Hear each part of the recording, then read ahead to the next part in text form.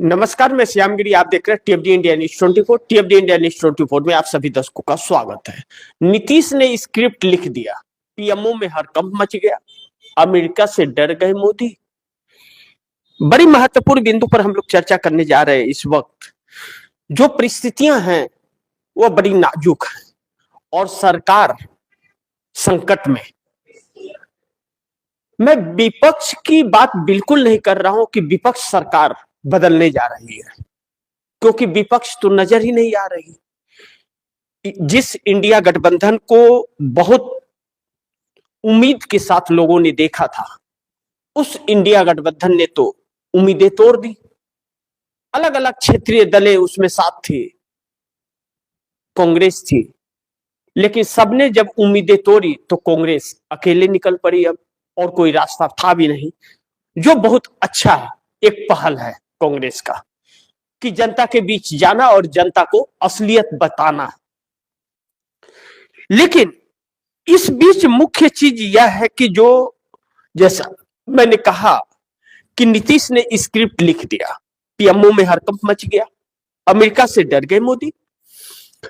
बिहार को लेकर के नीतीश कुमार जिस तरह से अब एक्टिव हुए हैं, कहा जा रहा है कि नीतीश स्वयं सारा कमान संभाल रखे हैं। जैसे कैसे मोदी संभाल लेते हैं, अमित शाह संभाल लेते हैं। इस समय अमित शाह पश्चिम बंगाल का कमान संभाले हैं, तो नीतीश ने स्वयं कमान संभाल लिया। संजय झा, ललन सिंह या किसी को साथ नहीं रखा है। अब नीतीश कुमार अपने बहुत विश्वसनीय, जो संकट के वक्त भी नीतीश को छोड़ के नहीं गए थे, उनको अपने नजदीक रखा है। अब ऐसे में क्या नीतीश संकटों से निकल पाएंगे? क्योंकि नीतीश के पास भी संकट है कि मोदी साहब किसी भी कीमत पर नीतीश को हटाना चाहते हैं।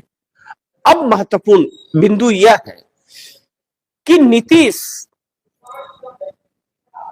पिछली बार 2010 में जिस स्क्रिप्ट पर काम किए थे, पिछली बार अगर 2010 की बात हम करें तो 2010 में विपक्ष 31 से 35 सीटों पर था,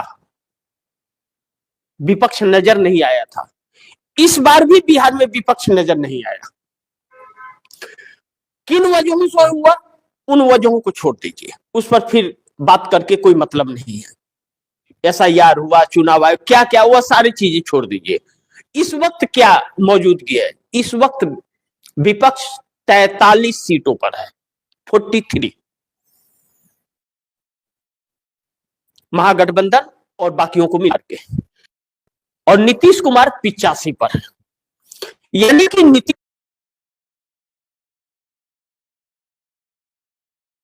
लिया था। नीतीश कुमार पूरी तरह से उसी फार्मूले पर चल रहे हैं, उस फार्मूले पर चल रहे हैं, तो भारतीय जनता पार्टी के लिए मुश्किल है। लेकिन विपक्ष क्यों, नीतीश कुमार क्यों उस फार्मूले पर चल हो गए? वजह बहुत साफ है कि भारतीय जनता पार्टी जिस तरह से नीतीश कुमार को हटाना चाहती है, नीतीश कुमार बिल्कुल हटने वाले नहीं है। भारतीय जनता पार्टी गलतफहमी में जी रही है। अब अगर भाजपा गलतफहमी में जी रही है तो उसके लिए तो कोई कुछ कर नहीं सकता। लेकिन अब दिक्कत यहां आ गई भाजपा को कि भाजपा जिस ललन सिंह और संजय झा के जरिए अपना खेल खेल रही थी, ललन सिंह तो दो नाव पर सवार हो गए, कभी नीतीश की तरफ तो कभी भाजपा के तरफ, मोदी के तरफ। लेकिन ललन सिंह तो भाजपा से वफादारी है, क्योंकि वह आरएसएस के संगी हैं और भाजपा के ही है। वह तो सिर्फ प्लांट किए गए थे नीतीश कुमार के पास। अब ऐसे में ललन सिंह की चल नहीं रही है और चल संजय झा की भी नहीं रही है पार्टी के अंदर। और जब नहीं चल रही है तो नीतीश कुमार के जो प्लान है, स्क्रिप्ट है, उसकी पूरी जानकारी इन लोगों को नहीं हो पा रही है भारतीय जनता पार्टी को लेकर के। लेकिन नीतीश कुमार जिस स्क्रिप्ट पर काम कर रहे हैं, वह स्क्रिप्ट नरेंद्र मोदी के लिए शुभ संकेत नहीं दे रहा है।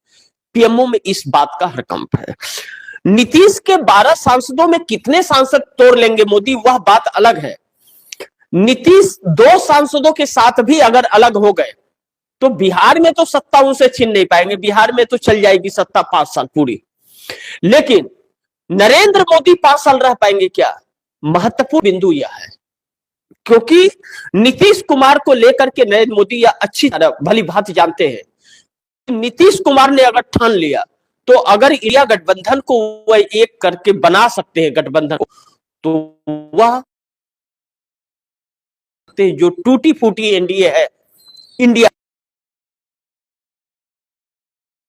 और क्षमता नीतीश कुमार के अंदर है, बखूबी नरेंद्र मोदी इस बात को जानते हैं और अमित शाह।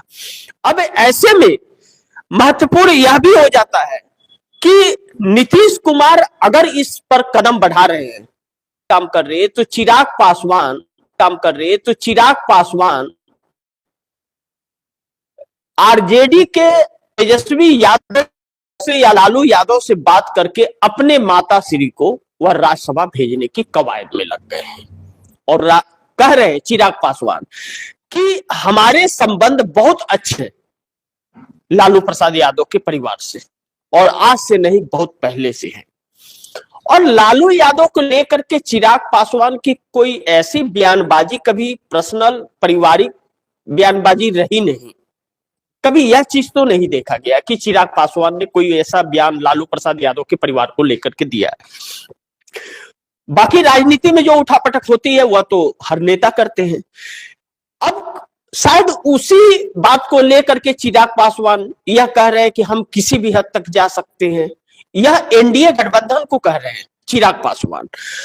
तो कहीं ना कहीं चिराग पासवान लालू प्रसाद यादव से अगर सहयोग लेकर के अपनी माताजी को भेज रहे हैं, तो जब आरजेडी का नहीं जा सकता राज्यसभा प्रत्याशी तो वह चिराग पासवान को कर सकते हैं। लेकिन चिराग पासवान उसके बाद क्या भारतीय जनता पार्टी के साथ रहेंगे या नीतीश के साथ आ जाएंगे? चिराग पासवान को डिप्टी सीएम बनाने की बात चल रही है और वह चिराग पासवान का सपना रहा है। अब देखना होगा कि चिराग पासवान की अगली रणनीति क्या होती है। लेकिन नीतीश के स्क्रिप्ट में चिराग पासवान शामिल है, क्योंकि नीतीश एक लंबी स्क्रिप्ट लिख रहे हैं। वही स्क्रिप्ट नरेंद्र मोदी को डरा रहा है और पीएमओ के अंदर हड़कंप सा मचा रखा है। अब पश्चिम बंगाल का चुनाव है, लेकिन बात यहीं पे रुकती नहीं है, बात यहां से शुरू होती है। नीतीश ने अगर ऐसा किया तो मोदी सरकार को जाना ही पड़ेगा। बिहार को गुजरात समझ कर भूल कर दिया मोदी ने। इसमें 2-3 चीजें आ रही हैं कि बिहार को लेकर के जिस तरह भारतीय जनता पार्टी के नेता ने यह कहा कि 20 से 25 हजार में लड़कियां बिहार में मिलती है, ऐसा तो नहीं है कि नीतीश कुमार के कानों तक यह बात नहीं गई, बिल्कुल गई होगी। अब बिहार के अंदर इस बात को लेकर के आक्रोश बहुत काफी है। भारतीय जनता पार्टी की तरफ से कोई बयान नहीं आया है। भारतीय जनता पार्टी मुख्य सहयोगी पार्टी है सरकार में बिहार के अंदर। अब जब भाजपा नहीं कुछ बोली है तो बाकी के नेता भी कुछ नहीं बोल पा रहे, लेकिन आक्रोश जो नेताओं में अब बैठ रहा है वह बड़ी महत्वपूर्ण है। जेडीयू का नीतीश कुमार के पार्टी के विधायक ने यह खुलकर कह दिया कि भाजपा फड़फड़ाए मत, भाजपा फड़फड़ाना बंद करे, वरना हम उखाड़ कर फेंक भी सकते हैं, हम फड़फड़ाना बंद भी कर सकते हैं।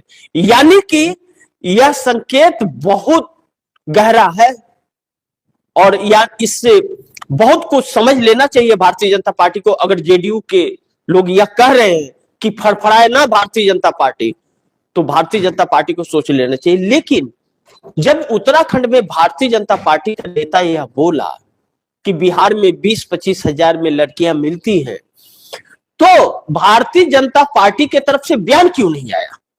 किसी ने बयान नहीं दिया, कोई कार्रवाई नहीं है। यह लोगों को अब डरा रहा है कि भारतीय जनता पार्टी के हाथ में अगर सत्ता चली गई, बिहार की सीएम बन गया, तो वाकई लड़कियों की सप्लाई है तो करने लगेंगे। इस बात से कैसे इनकार कर सकते हैं?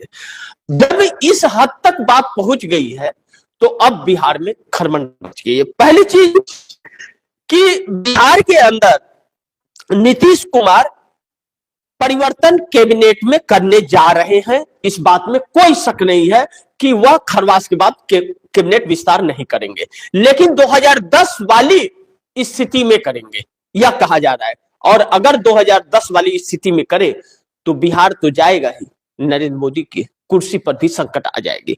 दूसरी तरफ वेनेजुएला के राष्ट्रपति को उठाकर ट्रंप ने जो परिवार, उनकी पत्नी और राष्ट्रपति को जो उठाया वेनेजुएला से, उसमें ट्रंप ने खामेनेई को डरा दिया है क्या, यह बात उठने, चूंकि ईरान के खामेनेई और हमारे देश में मोदी जी और रसिया के पुतिन आंखों की किरकिरी है और खामेनेई भी है। अब वेनेजुएला जो है वह ऑयल का भंडार है, ईरान भी ऑयल का भंडार है और रसिया भी ऑयल का भंडार है। अब वेनेजुएला पर न करके वह ईरान पर करना चाहते थे, लेकिन नहीं कर पाए वह, क्योंकि कई देशों के शिप वहां से गुजरते हैं ऑयल के, फिर दिक्कत में आ जाते ट्रंप। तो उन्होंने जो वेनेजुएला उनका बात नहीं सुन रहा था, तो वहां के राष्ट्रपति को और उसकी पत्नी को उठवा लिया।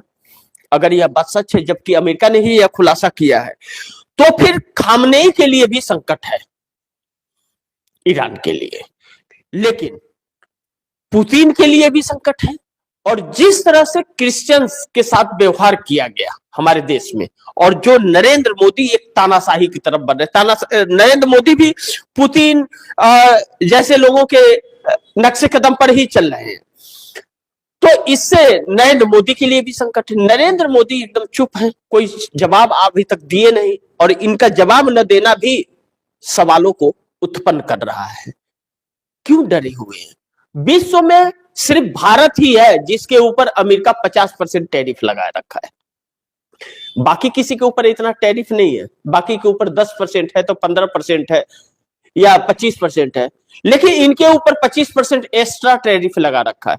सारा काम धंधा चौपट हो रहा है, लेकिन फिर भी इनकी विदेश नीति इतनी अच्छी विदेश नीति है हमारे देश की कि अमेरिका से बात नहीं कर पा रहे कि 50% टैरिफ हमारे लिए ही क्यों।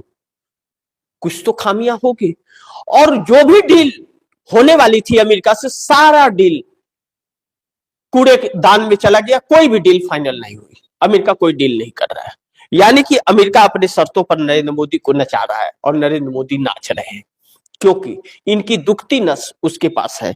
लेकिन पुतिन को भी संकट है, क्योंकि अगर खामनेई को संकट है तो पुतिन को भी संकट है। वेनेजुएला के राष्ट्रपति को उठाने के बाद क्या अमेरिका वेनेजुएला पर कब्जा कर लेगा ऑयल भंडार पर? क्योंकि वेनेजुएला के अंदर जो अमेरिकी व्यापारी ऑयल के थे, व्यापार कर रहे थे, उन सबको दरकिनार कर दिया गया था वेनेजुएला से, और वेनेजुएला अपने पूरे कब्जे में वहां के राष्ट्रपति ने ले लिया था। अब अमेरिका वहां कब्जा करेगा क्या? अगर करता है तो रसिया और ईरान पर उसका क्या असर पड़ेगा? या रसिया ईरान अब चुप बैठेंगे क्या? देखना बहुत बड़ी बात है, चुनौती तो है, और उसमें भारत भी घिर रहा है। लेकिन दूसरी तरफ महाराष्ट्र में 70 प्रत्याशी निर्विरोध जीत लिए गए। भाजपा के प्रत्याशी रहे और कुछ एकनाथ शिंदे के प्रत्याशी रहे। देश में बवाल मच गया है। क्यों किया मोदी ने ऐसा? यह एक सवाल उठ रहा है। अब आप सोचिए कि अगर 260, 270, 268 सीटों पर 70 लोग ऐसे ही जीत जाए निर्विरोध, तो फिर उस चुनाव का मतलब क्या हुआ? और यह निर्विरोध कैसे जीत गए? अब जब यह बात आ रही कि 5 करोड़ दे करके विपक्ष के प्रत्याशियों को घर बिठाया जा रहा है और नहीं मान रहे तो चाकुओं से गोद गोद करके ऊपर का रास्ता दिखा दिया जा रहा है, तब तो यह बड़ी चिंता का विषय है। और चिंता का विषय इसलिए भी है कि आने वाला वक्त फिर तो चुनाव का कोई मतलब नहीं रहेगा, यानी कि लोगों के चुनाव का अधिकार छीन रहे, यानी कि तानाशाही चल रही है, धमकी, गुंडागर्दी जिसको कहते हुआ चल रही है। यह ट्रेलर है गुजरात में इसका प्रयोग किया गया था लोकसभा चुनाव के वक्त, और अब इसको लागू किया जा रहा है महाराष्ट्र में। महाराष्ट्र में लागू हो गया तो पश्चिम बंगाल में भी यही काम होगा, आसाम में भी होगा, उत्तर प्रदेश में भी होगा, हर जगह यही काम होगा। फिर चुनाव की जरूरत नहीं पड़ेगी, बिना वोट डाले निर्विरोध प्रत्याशी जीत जाएंगे डरा धमका करके। यह नौबत क्यों आई? यह नौबत इसलिए आई है कि मोदी सरकार को कोई वोट ही नहीं कर रहा है। इससे पता चल रहा है कि जनता कितनी गुस्से में है और भारतीय जनता पार्टी कितनी परेशान है सत्ता में रहने के लिए, कि सत्ता हाथ से अगर इसके गया तो क्या हाल इसका होगा। सांप छछूंदर वाला, न घर का न घाट का, कहीं भी कोई भी काटेगा इसको। कहते हैं ना, पालतू कुत्ता जो होता है वो काटता है जब बहुत परेशान होता है लोग। आप बहुत डरा धमका करके बहुत तकलीफ लोगों को दिया, उसको मौका मिला तो आपको कुत्ते की तरह काटेगा। तो वह परिस्थितियां, डर और खौफ, इसी को कहते हैं। अब यह डर भारतीय जनता पार्टी को किस हद तक लेके जाएगा यह तो साफ दिख रहा है कि अगर 68 या 65 या 70 प्रत्याशी निर्विरोध चुने जा रहे हैं, तो निर्विरोध चुने जा रहे थे, अब चुनाव आयोग ने उस पर जांच बिठाया। वह जांच क्या निकलेगा? चुनाव आयोग ही जब बिका हुआ हो वह क्या जांच करेगा? और न्यायपालिका पर क्या भरोसा करे जब वह निष्पक्ष लगता ही नहीं है, नजर नहीं आता है। लेकिन लोकतंत्र है, लोकतंत्र को यह मानते नहीं, लोकतंत्र को खत्म कर रहे हैं और लोकतंत्र की दुहाई में भी सुनवाई नहीं। तो यह देखना महत्वपूर्ण होगा कि अब उन महाराष्ट्र के बीएमसी चुनाव का नतीजा क्या होता है, क्योंकि बीएमसी चुनाव के जो नतीजे होंगे वही नतीजे पश्चिम बंगाल के चुनाव में आप दर्शकों को नजर आएंगे। साम दंड भेदभाव के बाद गुंडागर्दी, अब हिंदू मुस्लिम तो चल पड़ा, और जो पाखंड वाले साधु संत है वह भी मैदान में उतर पड़े हैं, पाखंडी लोग। तो अब यह लोग जो सपना देख रहे हैं, जो तानाशाहियां चल रही हैं, वह आम जनता पर अब भारी पड़ रही है। आप यह मत सोचिएगा दर्शक कि 70 निर्विरोध चुन लिए गए, यह 70 700 में भी तब्दील हो जाएंगे, 400 पार में भी तब्दील हो जाएंगे, और यह तानाशाही का गुलाम बना देंगे आप लोगों को, और सरकार यहाँ की तानाशाह होगी, वह राजा होगी और आप प्रजा हो जाएंगे। प्रजा टुकड़ों पर पलती है, और लोकतांत्रिक लोग जो होते हैं, लोकतंत्र में रहने वाले, वह सम्मान और अधिकार के साथ जीते हैं। तो सोचिए आपको गुलाम बनना है या क्या? लेकिन यह सरकार तो निकल पड़ी है तानाशाही में, और निर्विरोध 70 लोग जीत गए हैं, बिना चुनाव लड़े, बिना वोट पड़े। यानी कि ऐसे नहीं तो ऐसे, यानी कि वोट डाल ही ना पाए कोई, बिना वोट डाले ही जीत करके आ जा रही है भाजपा। तो महाराष्ट्र एक चुनौती दे रहा है, और महाराष्ट्र इस देश को एक संकेत भी दे रहा है, संभल जाओ देशवासियों, वरना तानाशाह निकल पड़ा है आखिरी लड़ाई लड़ने। देखते हैं आगे क्या होता है। जो भी होगा खबरें आप दर्शकों तक पहुंचाता रहूंगा। नेट का प्रॉब्लम हुआ थोड़ा, इसके लिए आप दर्शकों से माफी चाहूंगा, लेकिन आप दर्शकों की क्या राय है, क्या सुझाव है, कमेंट बॉक्स में जरूर दीजिएगा। इस खबर को ज्यादा से ज्यादा शेयर कीजिएगा, अपने दोस्तों को भी कहिएगा आगे शेयर करें। आपने अगर चैनल को सब्सक्राइब नहीं किया, सब्सक्राइब कर लीजिएगा, और 12:30 बजे जरूर जुड़िएगा, और अपने दोस्तों को भी जोड़िएगा। 12:30 बजे बड़ी चौंकाने वाली खबर आप दर्शकों को सामने लेकर के आने वाला हूं। दिल्ली में बैठकों का दौर शुरू है, सरकार संकट में है, इस बात से इनकार नहीं कर सकते। अब विपक्ष क्या करेगा, विपक्ष एकजुट होगा या नहीं होगा, लेकिन आपस का खरमंडल बहुत कुछ इशारा कर रहा है। देश मध्यवर्ती चुनाव की तरफ भी बढ़ रहा है, और बहुत तेजी से बढ़ रहा है। यह विपक्ष के नाकामियों की वजह से, नहीं तो सत्ता परिवर्तन हो जाता। लेकिन देश में फिर एक बार मध्यवर्ती चुनाव की आहट सुनाई दे रही है।